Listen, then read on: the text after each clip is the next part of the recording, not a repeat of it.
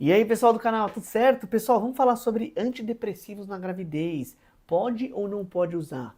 Você conhece alguém que tem depressão? Você usa algum tipo de antidepressivo? Você engravidou? O que fazer? A gente vai trazer alguns remédios, a gente vai trazer alguns dados, se esse assunto é um assunto importante ou não.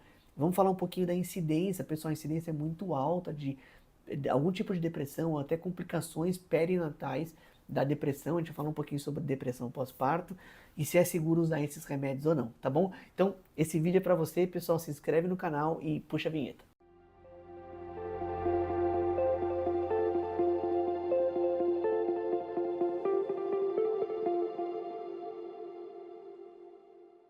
Vamos lá, pessoal, é o seguinte, ó, a OMS estima que 10 a 15% das grávidas, 10 a 15% das pacientes grávidas têm algum grau de depressão ou tomam antidepressivo. Ou seja, se você é obstetra, se você é paciente, ou se você tem algum tipo de depressão, ou você pode até abrir um quadro um pouco mais depressivo durante a gestação, é muito comum, pessoal, uma e meia, quase 2 pacientes em cada 10 vão tomar algum tipo de antidepressivo.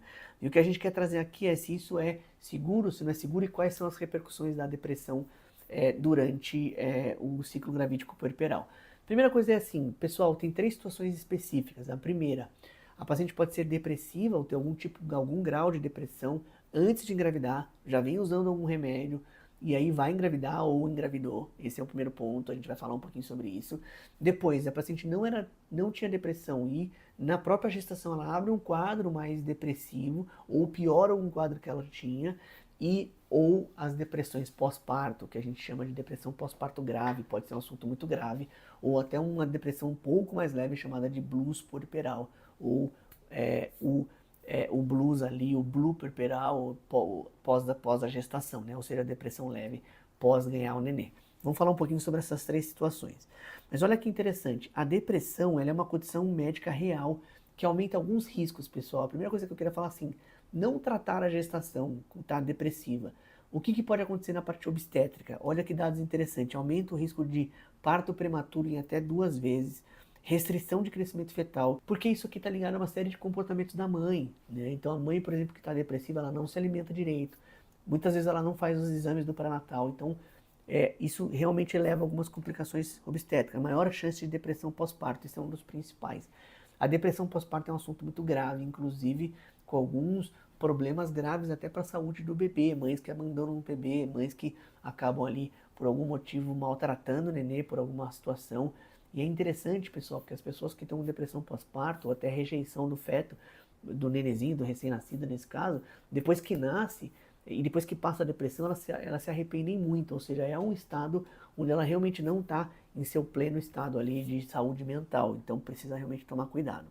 Olha que interessante, ó, a JAMA Psychiatric, que é a JAMA é um jornal, né, é uma revista científica muito famosa nos Estados Unidos, mostrou que a depressão não específica na gravidez pode ser prejudicial para o feto em várias situações, a própria depressão, e que os remédios antidepressivos na gestação, de alguma forma, são menos maléficos do que a depressão não tratada durante a gestação. Olha que estudo interessante da BMJ, British Medical Journal, é uma revista bem grande, em 2021, ou seja, bem recente, avaliou mais de 1 milhão de gestantes, estudo muito grande, e mostrou o seguinte, o uso de inibidores de recaptação de serotonina, pessoal, que é um dos principais antidepressivos usados na gestação, não aumentou o risco de malformações congênitas, ou seja, eles pegaram pacientes que já usavam os remédios e acompanharam o resultado obstétrico ali, comparando em quem usava e em quem não usava, e não viram nenhum tipo, mas isso são estudos de 1 milhão de pacientes, pessoal, são estudos muito grandes, então os antidepressivos, as classes que a gente vai falar para vocês aqui, são os inibidores de recaptação de serotonina, são seguros na gestação. Quais são os 2 principais, Luiz? Sertralina, que é muito comum usar a sertralina, né? Tem alguns psiquiatras que usam bastante, e a fluoxetina, esses 2 remédios que são os mais conhecidos. A fluoxetina a gente usa há décadas, né? O Prozac, um dos primeiros remédios usados para tratar a depressão. Realmente a gente tem muitos anos de uso durante a gestação, são seguros, e a sertralina também é muito seguro. Olha que estudo interessante. Usar o remédio ele protege e diminui o risco de alguns outros problemas, ou seja, o risco do remédio, ou seja, os obstetras que têm medo de usar o remédio, o risco do remédio, da sertralina, da fluoxetina, principalmente esses 2 inibidores de recaptação, o citalopram, por exemplo, em altas doses pode dar algum problema, em doses mais baixas não dão problema nenhum.